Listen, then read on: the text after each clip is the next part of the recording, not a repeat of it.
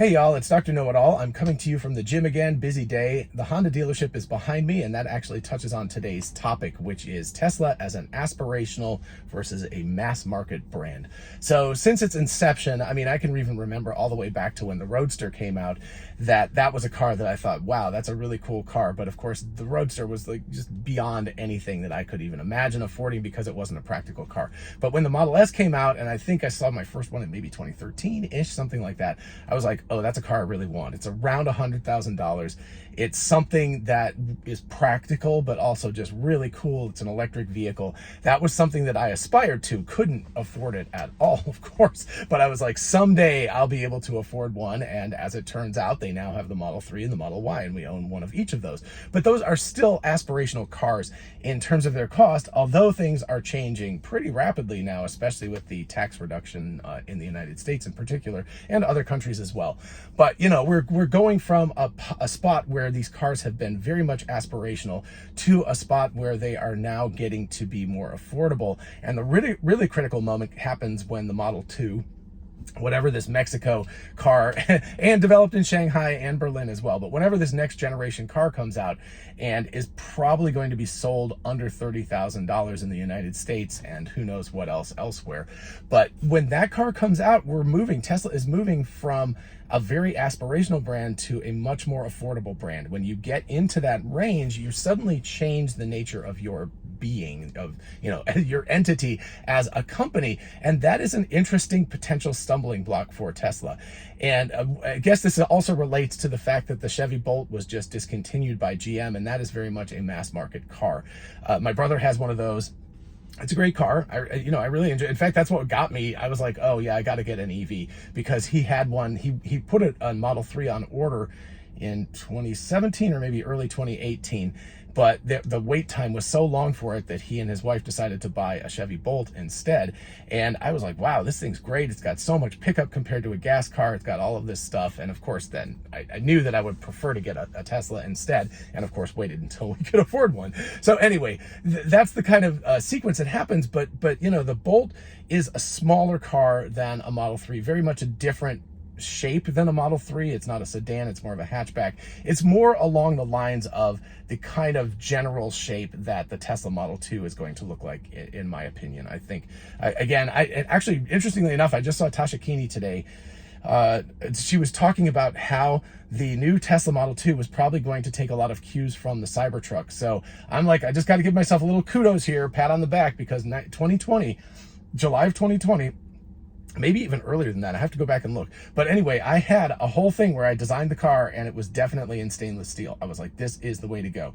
Paint is way too expensive. You've got to figure out how to mass manufacture stainless steel and just roll with that, because rolled steel. Anyway, when that car comes out, it's going to very much, however it looks, you know, that part doesn't matter. But if it's sub $30,000, that puts it squarely where the Chevy Bolt is right now. I think the Chevy Bolt's $29,900 or something like that, along those lines, before the dealers get at it. But the Chevy Bolt's also being discontinued, probably because GM realizes that they can't make money on it. It also is very old technology, very complicated to build. The batteries are not that great. They had to do a lot of recalls. So there's a lot of issues with the Bolt. But still, when you see another company like GM decide to discontinue a car that's squarely marketed at the same like general space that Tesla is looking at, that becomes an interesting, you know, wrinkle to the entire growth of Tesla. So again, we're looking at, perhaps when the Roadster came out, it was kind of, you know, it was a Lotus body, so you could say it was along the lines of a Lotus, or at least a Porsche, maybe a Lamborghini, although not as expensive as those cars.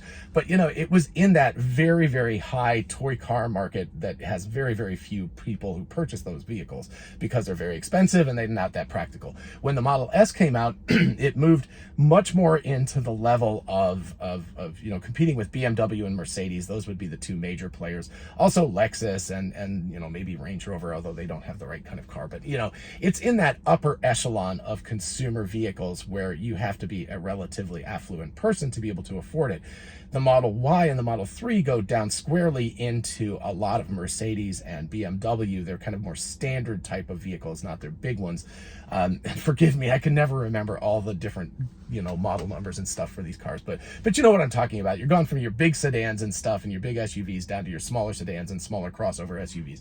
So you're getting into that space. So what Tesla's been doing, as their master plan in 2006 said, they've been dropping their price range to get into the affordable space, but they're still right now with a little bit of a wrinkle here. They're in that aspirational, upper level vehicle thing. The jump that they haven't really made yet, at least in terms of sticker price, is down to something like the Toyota Camry and then eventually the Corolla, and moving into that very mass market sort of world. Now, the interesting part about this is that recently the Model 3 especially, but also even the Model Y, has dropped, with all the price cuts that Tesla's done, below the average cost of a new vehicle in the United States. The reason why I don't take that quite so seriously is because they're also including trucks, and trucks are just outrageously expensive right now. So if you wiped out things like the F-150 and the Dodge Ram and all of that stuff, it would still be above that in terms of SUVs and sedans and stuff. But anyway, it's a major demarcation, but it's not quite as big of one as I think people say, because it still hasn't dropped into the mass market range. And I think the mass market range, really, we're talking about sub $30,000. That's where we've got to be looking right now. And currently the cheapest Model 3, I don't know, the prices go up and down every day, but it's right around $40,000. Of course, when you take into account the IRA tax credit, you're looking at about, well, actually it's only $37.50 now. So you're looking at, $36-ish thousand, something along those lines. So we're still $6,000, $7,000, $10,000, depending on how you want to count it, above where the real mass market comes in. But obviously, no matter what the Model 2, whatever it's called, is going to be called and how much it costs to make, Tesla is clearly aiming sub $30,000. I personally think they're probably aiming at closer to $25,000, but let's be, let's be conservative and just say sub $30,000. So they released this thing when it first comes out at $29,990, as they are wont to do. That vehicle jumps, because you've lowered the price by basically a quarter from the cheapest Model 3 to that, your demand does not go up by 25%. It goes up, gosh, probably tenfold at least. You're looking at the 10 times more people can realistically look at purchasing this vehicle, and that puts it very much in the realm of what GM's Bolt was, but it also makes the car brand less aspirational. It's like, well, okay, do people aspire to a Tesla anymore? I'm shooting this on my iPhone right now, and Apple has tread that line very carefully of maintaining being an aspirational brand while also selling a lot of stuff. So a lot of that comes down to their design and the fact that they've never lowered their prices quite as much as everybody else. So, they don't compete in that bottom barrel where there's like the $250 phone and all of that kind of stuff. They've maintained a minimum price and a minimum quality level so that people are always aspiring to the iPhone and the MacBook and all of those kinds of things. And they are more expensive, but Tesla's ethos is not Apple's ethos. They don't really want to ultimately be a niche brand that is aspirational in the end. I think what they are looking for, honestly, is mass market aspirational, which is a very strange kind of thing to blend together. In other words, they want to sell a ton of vehicles, but at the same time still be aspirational. How do you do that? You do it with quality. You build something that's cheaper than what anybody else can build, and at the same time, it's better than what anybody else can build. And that is not something that generally happens. You get what you pay for is generally the cliche, and there's a reason for that. If you pay a whole bunch of extra money for something, generally speaking, and it's not always the case by any means, people pay way too much for stuff that is not that good often. But if you're looking carefully and you do your research, if you purchase a vehicle or a phone or a piece of technology or even a meal or something, generally, if you're paying more money for it, people are going to take more care building it. They're going to put more expensive bill of materials in it. There's a lot of things that will go into making the vehicle or anything else, whatever the thing is, better. And that is something that keeps it aspirational because people are like, ooh, that is a high quality thing. I want that. I'm going to stretch for it. And that's exactly what we did with our cars. We've stretched for getting to that point. Now, bringing back up the Honda dealership behind me, that's squarely a mass market vehicle manufacturer. They don't really have any super luxury brands or things like that they have attached to them. And there is a certain ethos to that too. If you see somebody driving a Honda, you're like, oh, they're a consumer, they're not super wealthy, they're responsible with their money because it's a good car. There's a lot of things that you kind of assume about the person driving it. The question is, can Tesla reduce their prices to being that mass market so they become much more of a mass market brand and still keep their mid tier like the Model 3 and Model Y, and probably they'll keep their higher tier with potentially the Cybertruck, although I don't think it's going to be that expensive, but certainly the Model S and the Model X. So they'll have a tiering system with the vehicles, but do people still aspire to those more expensive versions of the Tesla when everybody else is driving one that's $25,000? There will be a segment of the market that will go away from that because there's a segment of the market that wants to be different than everybody else. But I believe that Tesla, if they make the vehicles with the quality that they are attempting to make these vehicles at, that's a big if. Can they manufacture these things at scale for $12,000 to $15,000 to $20,000, somewhere in that range, and still have them be the safest vehicles on the market, have all of the features like the full self-driving capabilities and things like that, and the charging and all that? That's a given, right? Because they've got the superchargers. If they can build out these cars that are still that good of a quality where they're better than anything else, even potentially at twice the price of what they're being charged, that still is something where I can see people aspiring to it even as they can't afford it. It's kind of a weird situation.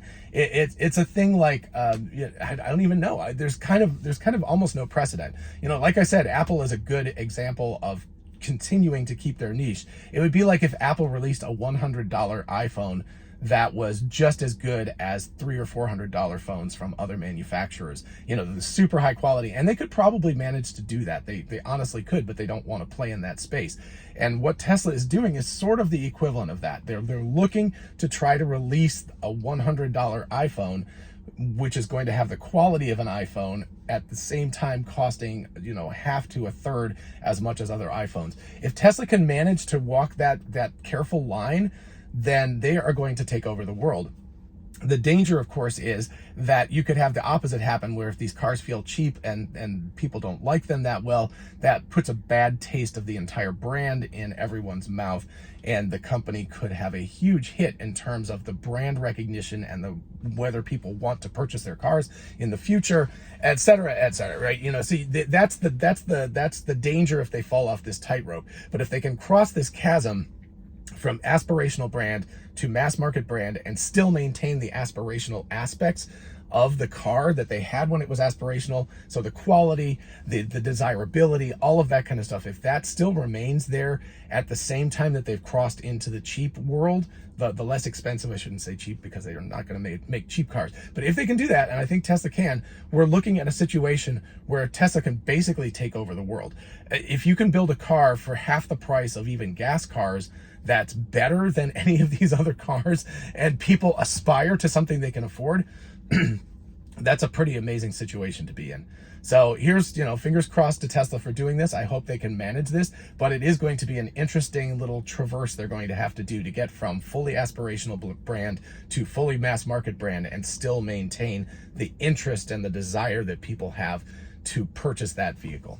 All right, let me know what you think about in the comments. I'd be curious to know, maybe people have other ideas about this or examples of other aspirational to mass market brands that have managed to make this transition before that I can't think of right now. But anyway, one other interesting thing about this is Tesla is making all these moves during a recession, and that means nobody else can catch them because you do it when everybody else is stuck and they're in retrenchment mode. And so you've got Tesla that's going like, we're going to move forward at full speed at the exact same time that nobody else can move at all because they're in full defense mode because of a recession.